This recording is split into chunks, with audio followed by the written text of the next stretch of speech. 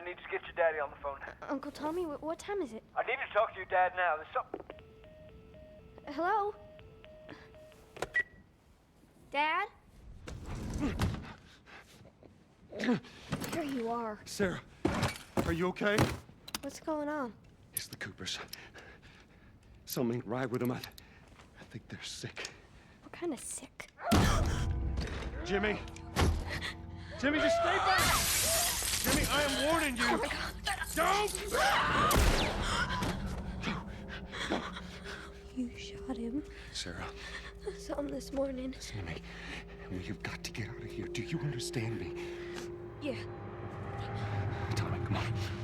Come on. Where the hell you been? You have any idea what's going on out there? I got some notion.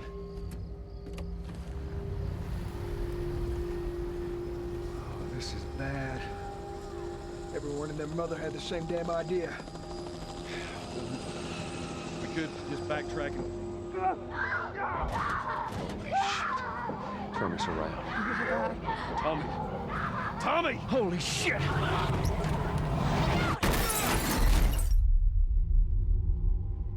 Dad? I'm here, baby. I'm here. Come on, give me your hand. What is it? My leg hurts. How bad? Pretty bad. You're gonna need to run. Now hold on tight. Joe, watch out! Keep your eyes closed, honey. This way! Through the alley! Get to the highway! What? Go! You got Sarah! I can outrun him! Uncle Tommy? I will meet you there. Daddy, we can't leave him. He's gonna be fine. They're getting closer. Dad? It's okay, baby. We're safe. We're safe. Hey, we need help. Stop! Please. It's my daughter. I think her leg is broken. Stop right there! We're not sick. Got a couple of civilians in the outer perimeter. Please advise. Daddy, what about Uncle Tommy? We're gonna get you to safety and go back for him, okay? Sir, there's a little girl. But... Yes, sir. Shit.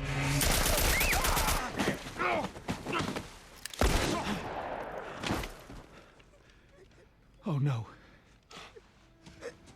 Sarah. Move your hands, babe. I know, baby. I know it hurts. Come on, baby. Please. I know, baby. I know. Sarah. Baby. Don't do it.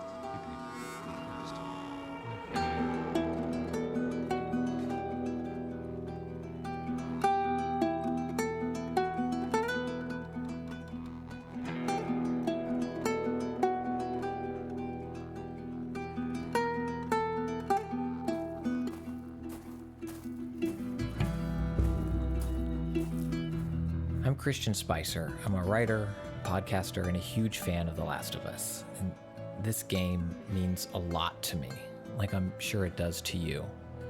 And while playing it for the first time back in 2013, I became a dad to a little girl named Estelle, my first child.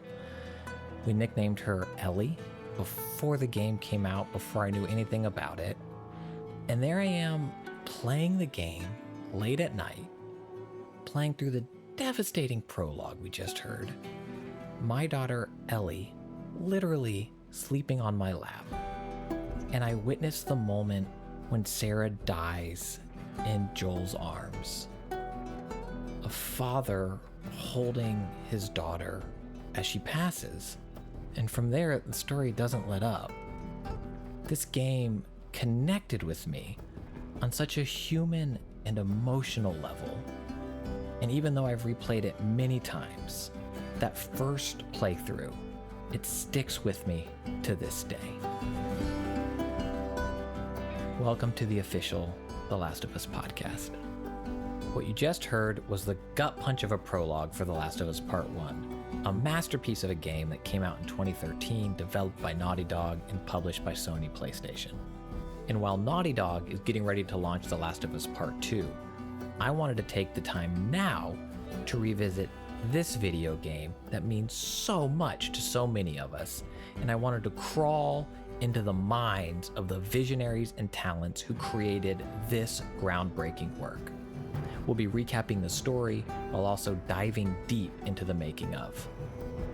In this episode, we'll be covering the prologue and summer part 1, and I'll be talking with Troy Baker and Ashley Johnson, also known as Joel and Ellie, and melee and combat designer Anthony Newman, and the writer and creative director of The Last of Us, Neil Druckmann. And since I'm still recovering from that prologue, it seems only fair to start our conversations with the mastermind behind it all, Mr. Neil Druckmann.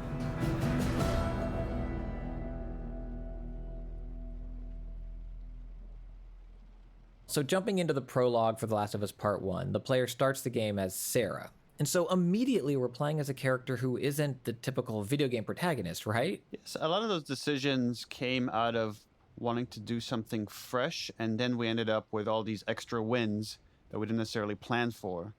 So initially the opening was you played as Joel, and you would go over your neighbor's house and see your neighbor get infected and have to do your first kill there as Joel, then come back to your house and get Sarah and be on your way. But the more we thought about it, it's like, one, it felt like, okay, I've kind of seen that before, you know. So I was like, how do we make this interesting? And then in one of our brainstorms got the idea like, well, what if you saw everything through Sarah's eyes? And that became exciting because you're playing a much more innocent, not as capable person. So you feel the fear of the world kind of falling apart around you. What is going on? And you feel more helpless. Dad? We have very limited time with Sarah, and we need to establish this character and create all this empathy because she is the reason why Joel ends up the way he is when we're jumping into the future. And it was a nice foreshadowing of where the story is ultimately going when you play as Ellie. Kind of like you're playing these two daughters that this guy ends up having. And we get to see this nice little scene of what Joel and Sarah's normal is, with Sarah asleep on the couch, waiting for her father. We'll talk about it in the morning. All right, good night. Hey, Scoot. Monday at work, huh? Here, What's this? your birthday. You kept complaining about your broken watch. So I figured, you like it?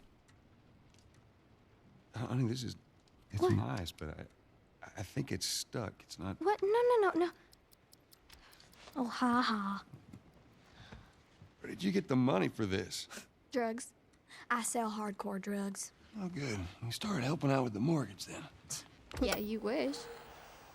It's interesting when you put it that way. It makes me think about the structure of The Last of Us, which is each chapter is kind of its own story. So you have to establish with each story, okay, what is the day-to-day like? And then what's the event that happened that throws these characters off their path, and how are they struggling to get kind of back to normal? And we came up with this idea of this sweet moment that his daughter has saved up money, and we get the sense that maybe they don't have that much money, so it's a big deal for her. And she remembered his birthday, and she's staying up excited to give him this gift just so she could see his reaction. As far as I remember, the watch actually came from the concept art. Hyung Nam was our concept artist who did all the character designs, and there was just a drawing of a watch on Joel's wrist. And it seemed kind of interesting. And then in brainstorming his backstory, I was like, okay, what if he's carrying the watch that his dead daughter gave him? And that's kind of this constant reminder. And, in cinematic storytelling, you're always looking for ways to visualize feelings. So Joel doesn't have to constantly say, hey, remember Sarah, my daughter that died 20 years ago? Instead, all he's got to do is touch his watch. And as a player, you right away, that becomes a symbol for this relationship. And then to go from that to now you're seeing this other aspect of, and again, so much of this game is about parenthood, this relationship between a child and their parent and vice versa, that you go from this playfulness, this intimacy, to this protectiveness of, okay, now we got to make harder and harder decisions to protect the ones we love. And it was important to kind of encapsulate almost the entire story and who Joel is really doesn't change that much. Like the story is not about Joel changing. This is about Joel returning to who he truly is over the course of the game. So you get to see the full spectrum of who this person is in the opening, and then we kind of hit a reset for him before we come back to it.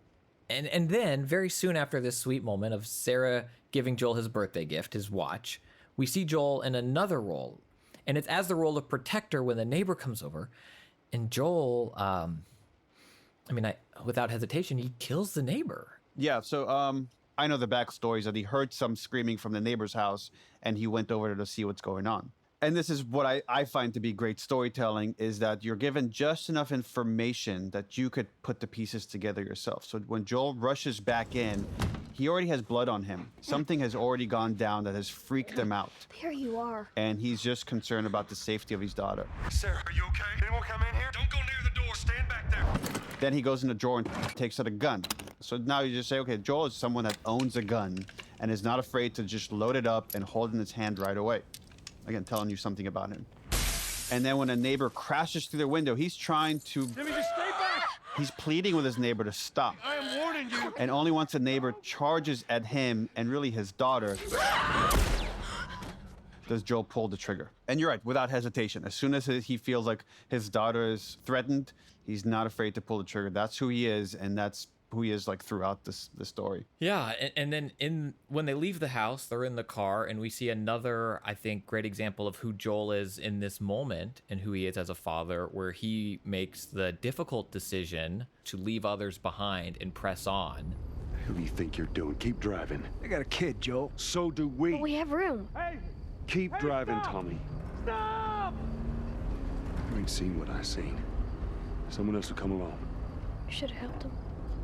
It's funny you say the hard decision, and I think about Joel, and for him it's not a hard decision. It's a no decision. Like, I'm not going to stop to do anything that'll put my daughter at risk. And if I go on a tangent real quick, I'm originally from Israel, so I follow a lot of Israeli politics. And there was this guy, Gilad Shalit, a soldier who was kidnapped and held prisoner for years by Hamas. And then there was an exchange of hundreds of prisoners for this one soldier.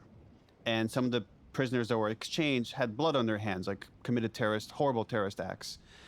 And there was a big debate in Israel, was it right to like exchange so many people that were in prison for this one soldier to bring him back? And I remember I talked with my dad about it, and I'm like, what do you think? Do you think that was the right decision? And he says, are you asking me as like the soldier's dad or as the prime minister of Israel?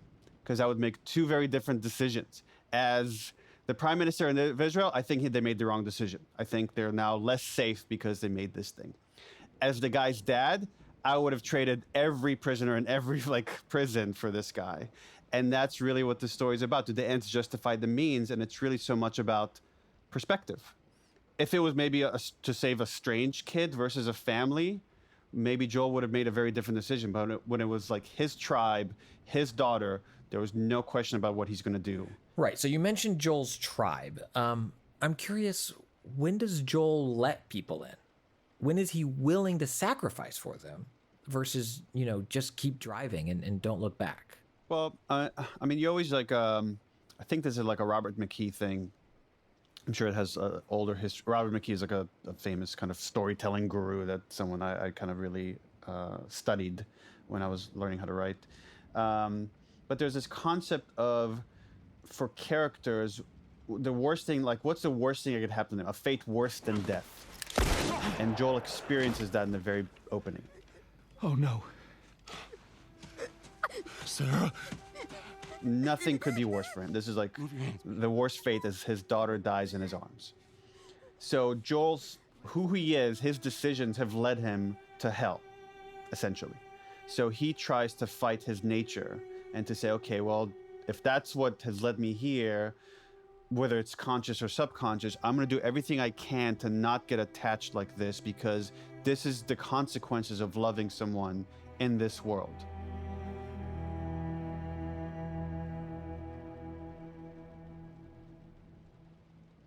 Were you already a father when that decision was made? I became a parent while working on The Last of Us. And this was one of the last things we did, was this sequence, the opening of the game. I don't know if I acted that differently or reacted to the material that differently after having a kid, because I just tapped so much. My parents were very protective as when I was a kid, and I could just tap into those feelings and those fears and what they did to try to protect me and my brother. That then once I had my own kid, it just felt a continuation, or maybe more intense versions of the same feelings. That's why I try when people ask me like, what's it like being a parent? Like you feel new stuff. I'm like, I don't know if you feel new stuff. It's just you feel a love like you've never felt before. You feel a fear like you've never felt before. It's just everything is much more intense. I could have never known such intense feelings before. And so I'm sure like once we were shooting that scene, it hit on a more personal level, but we were always going down that path anyways. It's interesting because on one hand, when you're trying to direct actors, at least that's the way I do it, I'm trying to be an observer as if I'm a player playing the game, and I'm trying to feel it like as if I'm seeing it for the first time. And then there's a part of the director being very critical, and it's like, okay, what are we after? Are we achieving the thing that we're after? And we're trying to get the scene, and Troy talks about this a lot. So I knew this scene was coming from the very, very onset of the game because it was a foundational moment in the game. So I spent the next however long prepping and doing what I thought was a process for preparing for this role in this scene, specifically in this moment. And I knew cognitively and academically that what you needed to do as an actor was attach yourself to a very real moment that could best be a one-to-one analog for the moment you were trying to create. And so I did. What they don't teach you, or what I had not learned rather, is that that is like sticking your mouth on the open end of a fire hydrant. And I hit the moment where I thought I was ready, walked in, and it is right there at the service. So we go through this scene, and it's bang, and instantly the levee breaks, and I lose my shit. And all of a sudden, Joel is gone. There's no Joel in that scene. There's just Troy, and there's Troy having this huge cathartic moment, and I hear, "Cut. I'd like to go again." And I wasn't prepared for. I went, wait, what? So we go again. And now I'm forcing that moment, and it's not anywhere. It doesn't feel genuine at all. And I start crying again. Cut. I'd like to go again. And we do this 5, 6, 7 takes. And finally, Neil says, "Okay, I think we've got it." And we all leave. I was exhausted. Then a month later, we're shooting again, and I'm outside, and Neil goes, "So hey, next shoot, we're gonna do this scene." I was like, "Oh, cool." And he goes, "And we also need to reshoot a scene." I was like, "Oh, which one?" And he goes, and I went, "Dude, don't do this to me." And now I'm mad. And so a month later, we come back and we start shooting the scene, action, and I go straight into it. And it feels weird and it feels false. And we do it 3 or 4 times. And Neil walks up to me in between takes, and I'll never forget this. And he says, "I'm picking up on some resistance." And I said, "Yeah, you're damn right you're picking up on some resistance, because we've got it. It's in the can. It was take 1. And he said, "Let me tell you what I have. I have a man broken." And I was like, "Yeah, his fucking daughter just died." He goes, "No, I have a man broken. What I don't have is what's happening. This is happening. I can fix it. It's not working. She's going. She's gone. I'm broken." And that is when I realized that Neil Druckmann was the greatest director I've ever worked with.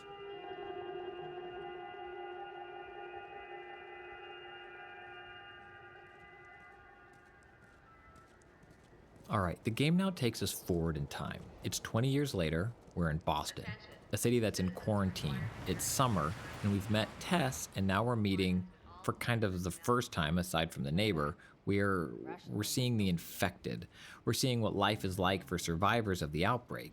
We're seeing what Joel's experience is like walking by a group of people being checked if they're infected. Get a life. No, I'm not infected. Hold her Wrong, down. This scan's wrong. Do it. Please. Trying to escape and being gunned down. Holy shit! And that does not seem to faze him. And I think that sets up a big event for the player, and it's Joel and Tess coming across a human being who has been infected by the spores. Watch it, watch it. Help me! My mask broke. Don't leave me to turn. Please. What do you want to do? And Joel's action is to kill that person. It's kind of what we do at Naughty Dog is we try as much as we can to like find this marriage between interactivity and storytelling. So we came up with this concept of like, okay, as part of their smuggling route, Joel and Tess actually have these underground tunnels that they use, and they go outside of the city through Spores. spore-ridden areas where people that breathe in the spores could get infected. We get to see them wear a gas mask, except here they go into this path, this tunnel, and some of this debris has collapsed on another smuggler, has broken his mask, he's breathed in the spores, and he knows he's going to turn. And when you get there, he pleads with you to shoot him. He doesn't want to turn into an infected. Don't leave me to turn. And there's a lot of telling you of like what people's mindset is like in this world. Please. And then we have the training comes up, and it tells you which buttons to push to aim your gun and pull the trigger. What do you want to do? And 9 out of 10 players do that. But we also had to account for players that don't do that just are fighting who Joel is at this moment. What do you want to do? So then we had Tess do it. So actually, if you don't kill the guy, Tess will do it for you. So either we establish that Joel does it or Tess does it, but they're both okay with just shooting someone and then moving on. This is just the Well, this is where I say something about my character.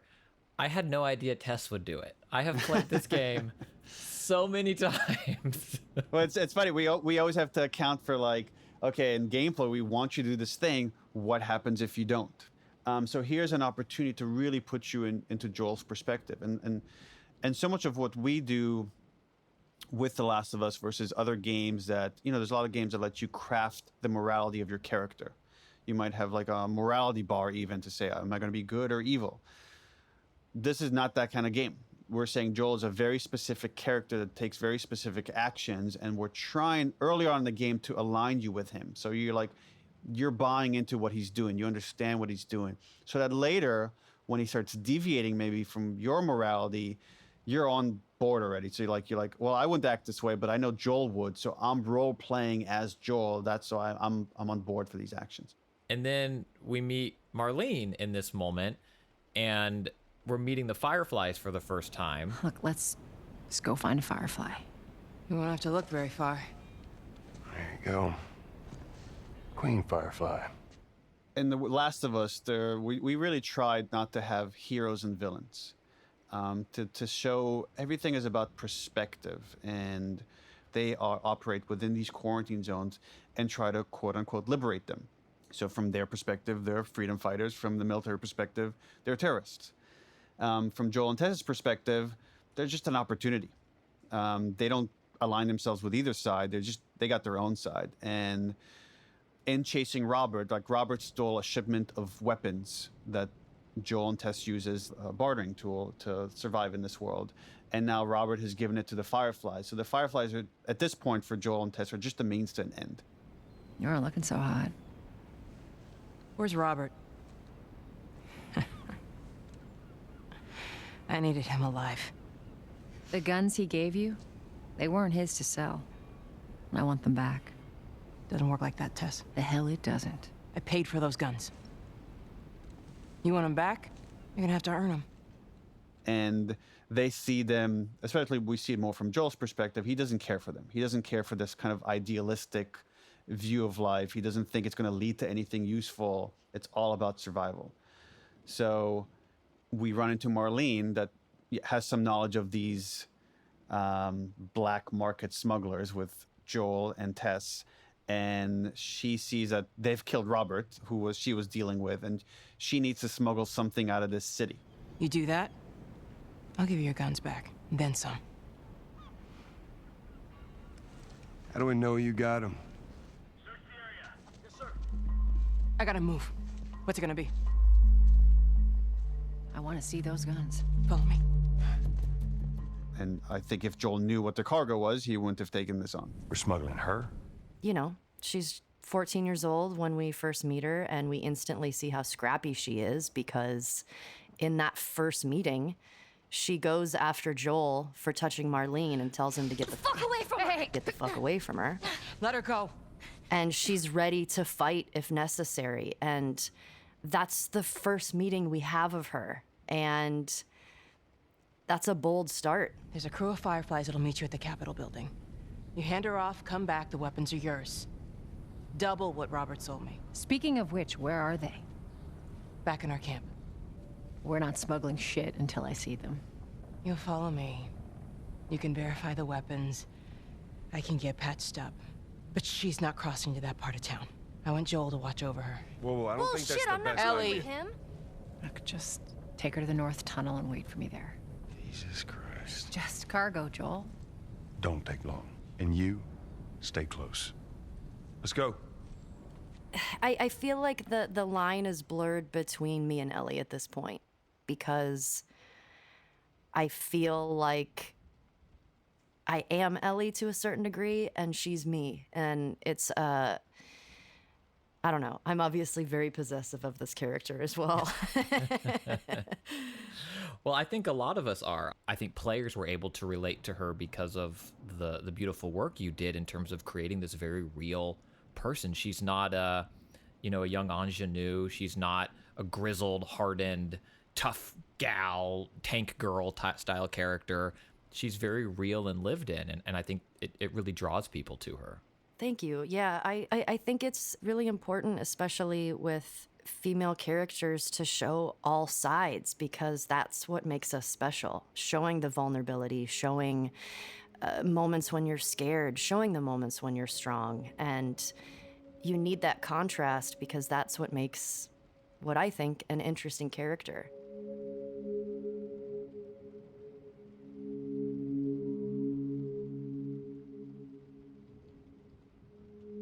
Ellie's such an interesting person, or it was an interesting window into the story in that Joel straddles both worlds, right? He's lived in the world that we know, so he's almost like a way for the player, is the player's mindset, because the player knows the world we know, and then they get transported into this other reality, much like Joel did. But Ellie, on the other hand, doesn't know anything but the post-pandemic world, this post-apocalyptic world. In fact, she doesn't know anything except for this oppressive quarantine zone. So she's a tool for us to still find the innocence in this world, to find wonder in things that we take for granted.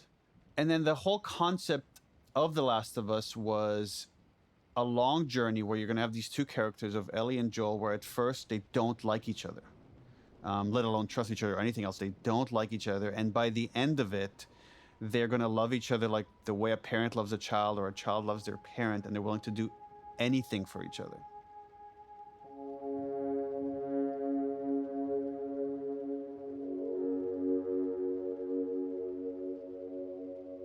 I'm curious if you could talk a little bit about Ellie's. Joel becomes a surrogate father to her. Marlene was maybe a surrogate mother to her in some form or fashion before. I would love your thoughts on kind of what is a family to Ellie and what she looks for in a mother or father and what those roles are or could be. Boy, because I'm sure in this world she sees other kids with parents. And I think is a relationship that a lot of us, even if we have it or if we don't have it, we're looking for that because you want guidance, especially at that age. And I mean, with Marlene, their relationship in particular is a complicated one. But they care about each other deeply. And I do believe that Marlene, in many ways, was a parental figure for Ellie. And I think when she meets Joel, I feel like it's parental from the get-go, but if you went on that journey with anyone, there's no way you would not have a connection with them. I mean, as you kind of see her life in Left Behind, you see that life is hard, but she's resilient, she's tough, she's funny, it's all she knows. There's a new kind of isolation that she starts to carry with her because of the weight of being immune. And it's why she doesn't tell anybody. And she's different. And when you're a kid and you're different, you want to hide that because you stop being relatable. And especially something like an immunity to this thing that no one else seems to have, that's incredibly isolating. And there's a lot of weight to carry with that.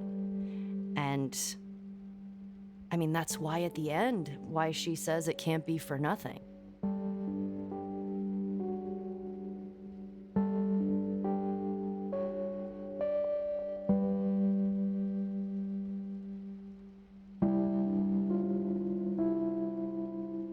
So we find out Ellie is infected. At this point, Joel is not on board. Ellie is definitely not his surrogate daughter. She's cargo. And now she's infected. She's a liability. And so I'm curious, Troy, if you could talk about portraying this moment and what it meant to Joel and how it set him up for the rest of his adventure. I think that from the very, very moment Joel sees Ellie, and I don't know if this is, I've never thought about whether that was the first time for him to have that kind of close interactivity with a daughter that was Sarah's age. But it's such a visceral, there's no ambivalence about it, right? It is a clear, absolutely not. So from the very onset, he's connected to her. And it's even if it's there's a repulsion that happens as a pure defense mechanism for Joel. And that moment when they come out of the sewer and the soldiers kind of get them down and they do their ear test. Don't do anything stupid.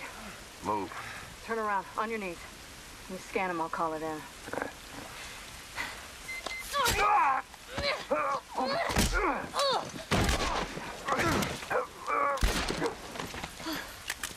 Oh, fuck.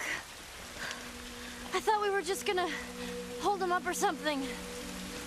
Oh, shit. Look.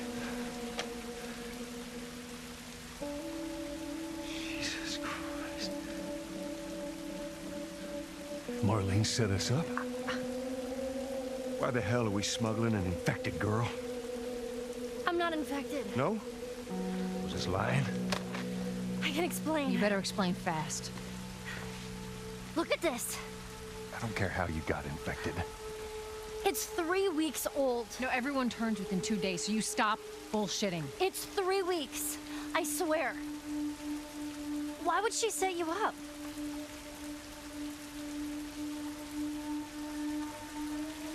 I ain't buying it. More backpedaling. It's like now there's no version of this that ends positively. She is going to die, and she's going to die quickly. She's going to die right now. And then it's the confusion of, like, she should have already turned. To what extent was that Joel's only truth? That Ellie was the one? She was Neo? I need to get her to this place because she is the one. Man, what a great question. I feel like the notion that you're positing is one of essentially it asks the question, does Joel have hope?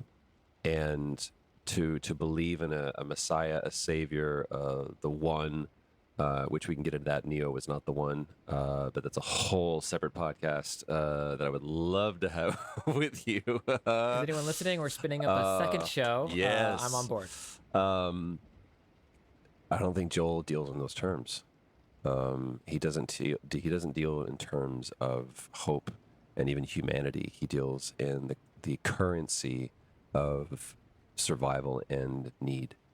So now we've let this girl in, and she's going to be a threat. And either I have to, A, put her down, which I don't want to go through that again, or B, she's going to hurt us.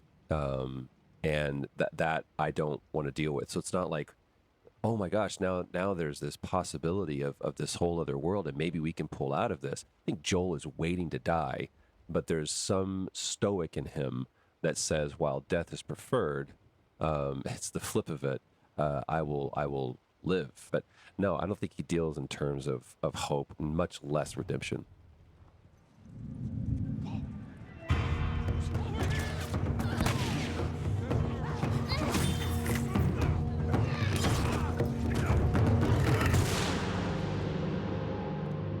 My name is Anthony Newman, and I was the melee combat designer on The Last of Us Part 1. The game puts the player in a positions of extreme brutality, and I would say some of that is definitely from that melee combat, that up close, you see the pipe hitting the person, killing people up close and personal, killing humans, infected, the whole gamut. It's also so beautiful, whether it's Ellie seeing real fireflies for the first time, giraffes, nature reclaiming this world. I'd love to get your take on kind of balancing that brutality alongside beauty, the world that Joel and Ellie inhabit.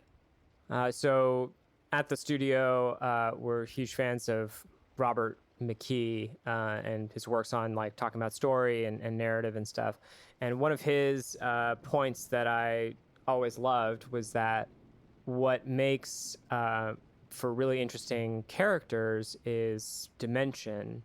And essentially when he's talking about dimension, he's talking about contradiction. So, one that comes to mind is, Han Solo from Star Wars. On the one hand, he's selfish and in it for himself. On the other hand, when push comes to shove and Luke is in trouble, he's out there rescuing him and stuff. So it's this internal contradiction between his selfishness and his selflessness that makes him kind of charming and interesting as a character. And I think that kind of thinking was underlying a lot of the decision making to make the world both brutal. So if everything was just super, super dour and a bummer, that's kind of not as rich of an experience. And, the fact that the game has both, a clicker ripping your throat out and Ellie telling you a joke from a joke book. It doesn't matter how much you push the envelope, it'll still be stationary. I think that makes for just a really rich and multifaceted experience. So I'm glad they approached the game with that in mind. So one thing that was pretty interesting about this is initially there were only clickers. Initially the only type of infected in the game were the fully mushroomed out clicker enemies. And in the original pitch for The Last of Us 1, infected were meant to be this kind of background radiation against a story that was really about human conflict. As things kind of developed, though, and we took a closer look at the story and the kind of scenarios that you were meant to be in, we realized there are actually quite a few infected encounters, and it's getting pretty boring to fight the same enemy over and over again. So it was actually remarkably late in production. I would say maybe 10 months before we shipped the game or something, 11 months, that Bruce split the infected into 4 classes. Quick side note, Bruce Straley co-developed and directed the game with Neil. So kind of in ascending order, there were runners, stalkers, clickers, and bloaters. So it's kind of the power scaling of those enemies. There's some kind of interesting differences between all of them. To make the runners feel on the weak side, they had the same aspect that Ellie has in her melee, where when the runners hit you, they don't actually interrupt you. They kind of they make you flinch a little bit, but you can still keep punching. So if you're punching one and another one is hitting you, they just kind of they deal damage, but you can keep punching the one that you're damaging. And then there's a step up to stalkers. Oh, fuck. Stalkers. Stalkers were another thing that came on remarkably late.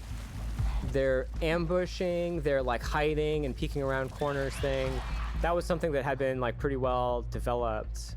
But their actual melee was something I remember this specific conversation with Bruce where like I forget exactly why, but they had no melee of their own. They just used the same runner abilities, and they're only in 2 encounters in the whole game, so they kind of were in this chopping block space of like almost not existing. And I remember it seriously had to be like 2 months or less before we shipped the game, and Bruce was like, we need these guys. We need melee. We need them to be unique in some way. The main aspect of stalkers that differentiates them from runners, other than the fact that they hide, is that they just have 1 step stronger of melee abilities where when they hit you, they do interrupt you. So if you get comboed down by a stalker, they can chain attacks on you and you're kind of helpless while they're chaining those attacks on you. It's kind of this like, okay, just 1 notch above where the runners were at. And then the clicker is obviously kind of a big jump above that, even, where not only when they touch you do they interrupt you, they interrupt your life. They like just kill you instantly by kind of taking you down all at once. And then the goddamn bloater. Well, what? Bloater is kind of like it does everything a clicker does and more, and has way more health and is way tankier. And it's the only infected with a ranged attack. So that was the kind of the thing that stepped it up even further, was the corrosive clouds that it threw at you. Ellie, just stay away from it.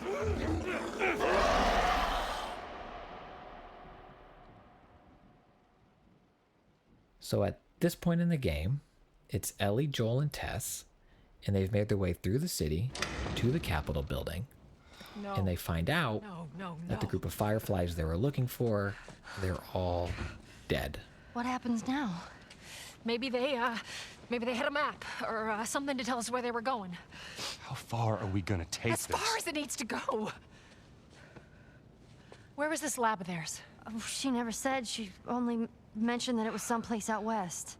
What are we doing here? This is not us. What do you know about us? About me? I know that you are smarter than this. Really? Guess what? We're shitty people, Joel. It's been that way for a long time. No, we are survivors. This is our chance. It is over, Tess! Let's just go home. I'm not going anywhere. This is my last stop. What? Our luck had to run out sooner or later. You going on? No, don't touch me. Holy shit. She's infected. Joel. Let me see. Oh, Christ. Give me your arm. This was 3 weeks. I was bitten an hour ago, and it's already worse. This is fucking real, Joel. You've got to get this girl to Tommy's. He used to run with this crew. He'll know where to go. No. That was your crusade. I am not doing that. Yes, you are. Look. There's enough here that you have to feel some sort of obligation to me, so you get her to Tommy's.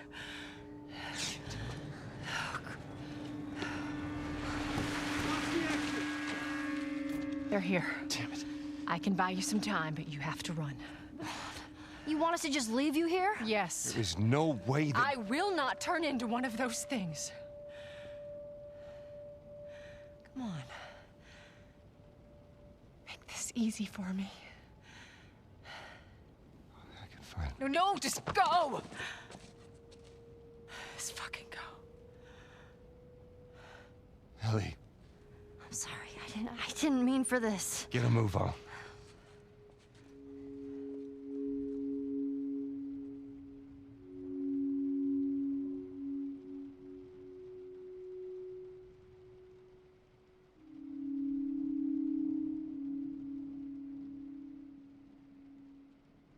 We talked about Sarah and Joel as a father, and now we're seeing Joel as a partner with Tess. And then Tess dies in a very heroic moment. She chooses to stay behind and keep fighting as Joel and Ellie press on.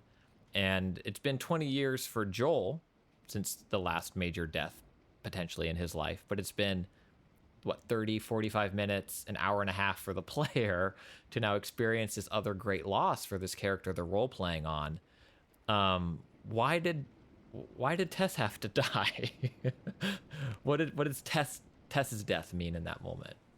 So Tess's role in the story is we needed to put Joel in a place where he would never take on this mission.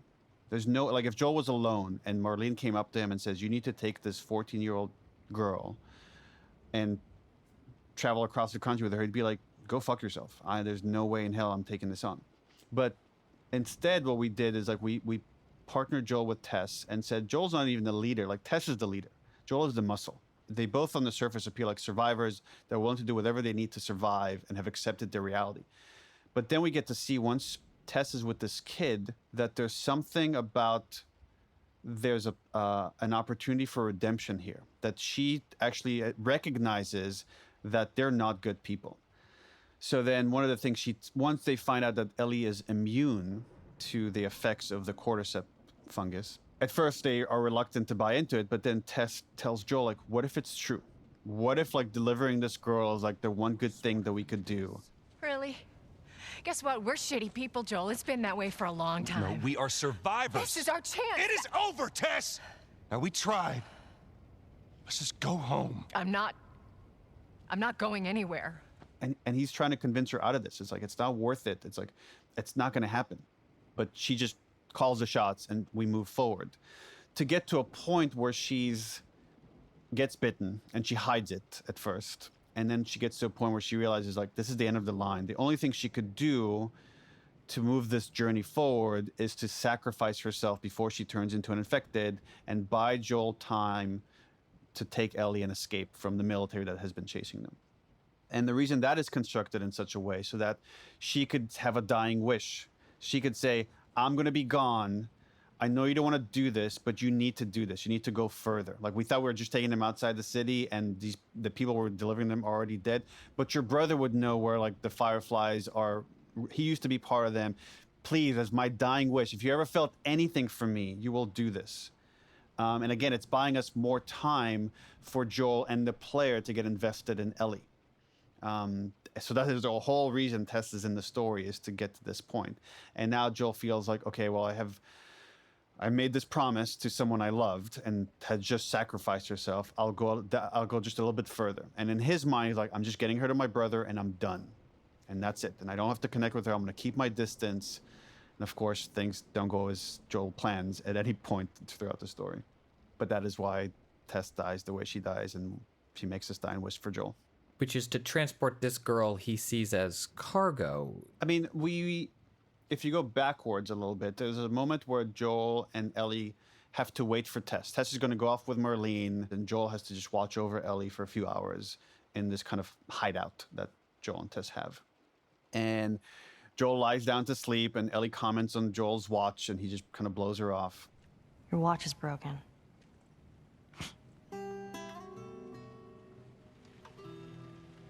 And then we see this moment where it's kind of this recurring theme where Joel wakes up from nightmares. You mumble in your sleep. And Ellie asks him about his dreams. I hate bad dreams. And then she starts telling him, like, they have this window where she could look outside and she sees the end of the quarantine zone. And she's like, I've never been this close to the outside. And he starts to see her as more than just cargo. You know, I've never been this close to the outside. Look how dark it is.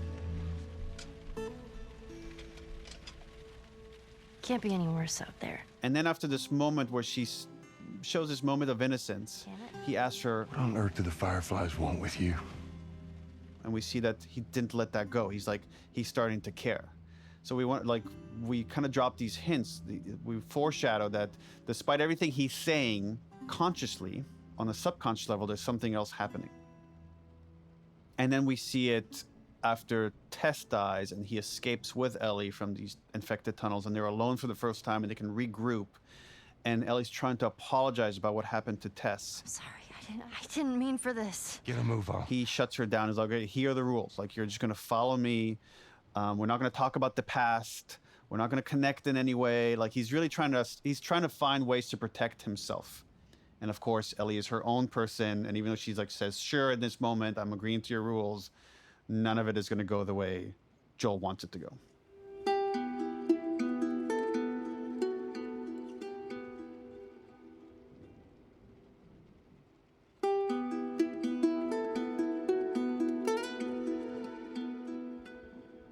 What do you think of Joel's choices so far?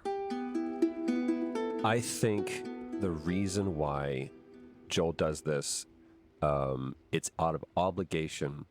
And there's a level of pragmatism to Joel that says, what else are we going to do?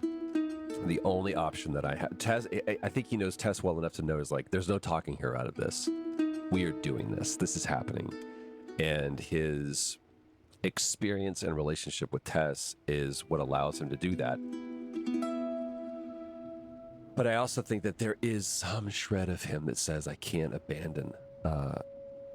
She may be a monster, but for right now, she's a little girl, and I can't abandon a little girl.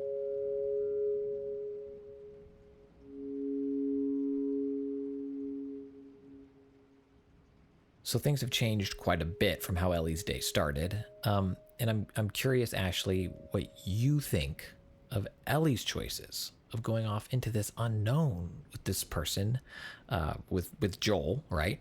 Who only a few hours ago was a complete stranger to her.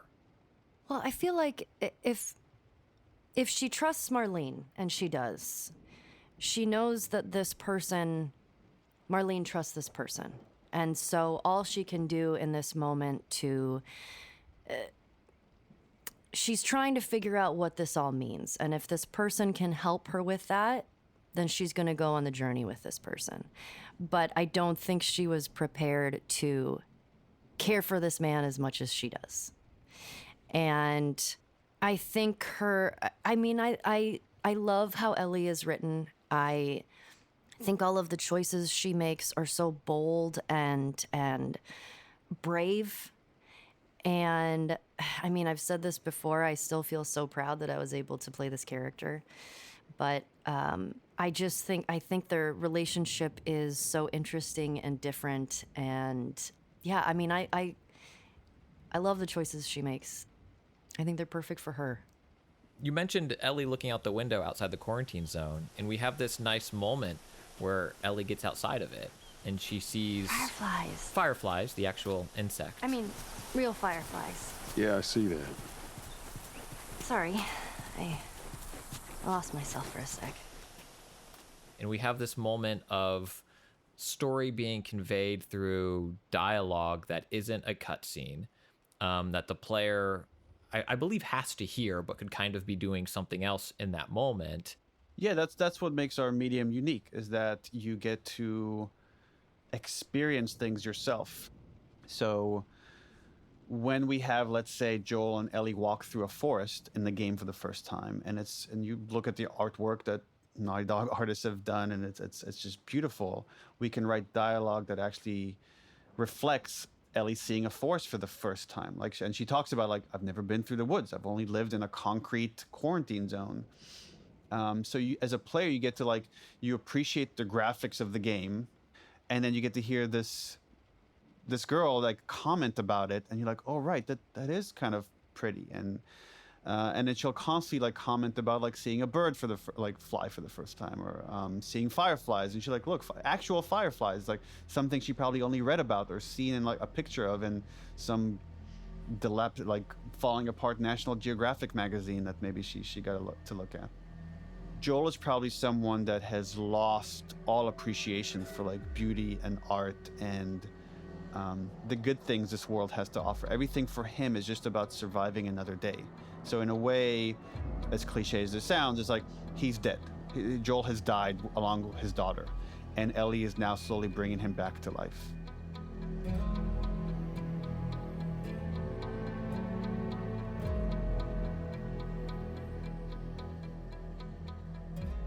Troy, you mentioned Joel isn't a hope dealer. He's not one who deals in hope. Right. So if it's not hope, what is Joel fighting for? Calling back to that moment when that argument between Tess and Joel, and Tess is the one who says we are shitty people. It's been that way for a long time. And This is who we are. We do the dirty work. And Joel has convinced himself, no, we are survivors. This is what we do. I am sure that there's been multiple moments where Joel has loaded that gun with the pure intention of ending it all. I think that there is a silent contract that he has with Sarah that he would not allow himself to do that. I believe that he feels that there's no absolution in that. That's not the solution to the problem. So what is the solution? The solution is that I survive.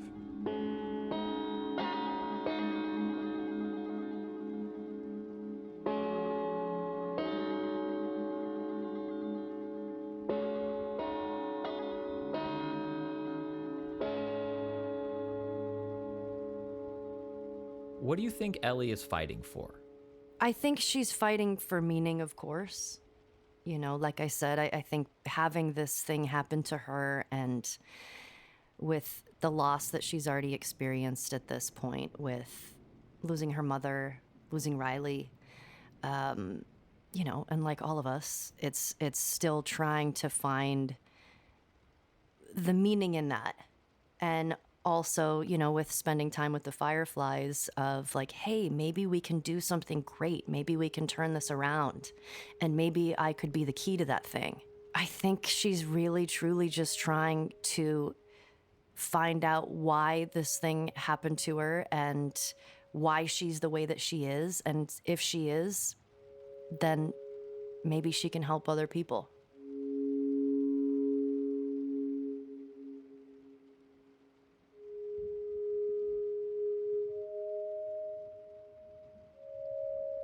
And Neil, what would you say the characters are fighting for?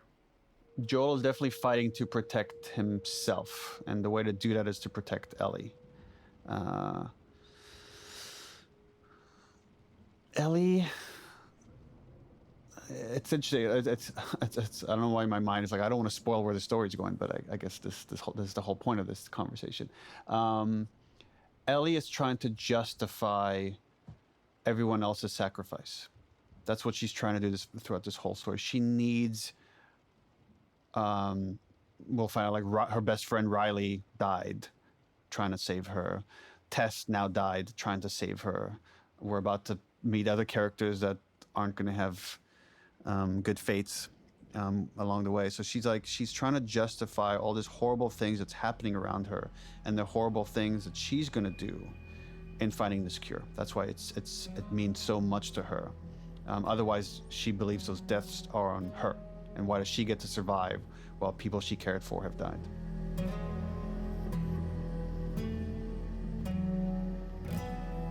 Next week on the official The Last of Us podcast.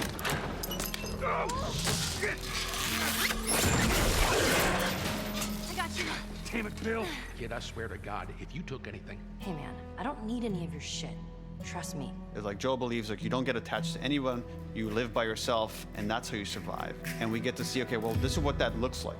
Why are these all stuck together? I think those moments are so important in the game because it is heavy. And we need to have those moments to just sort of all have sort of a collective sigh of relief to have a break for a moment. The Last of Us podcast is produced by PlayStation and Spoke Media. It's hosted by me, Christian Spicer, and written by Brigham Mosley. Our Sony PlayStation team includes Charlie Yater, Christian Cardona, and Carrie Surtees. Our Naughty Dog team includes Arnie Meyer and Scott Lowe. Our production team is Carson McCain, Kelly Kolf, Trey Jones, Reyes Mendoza, and Alicia Force. This episode was mixed by Evan Arnett, who contributed additional sound design and music. Today's episode included interviews with Neil Druckmann, Troy Baker, Ashley Johnson, and Anthony Newman. Executive producers are Aaliyah Tavakolian and Keith Reynolds.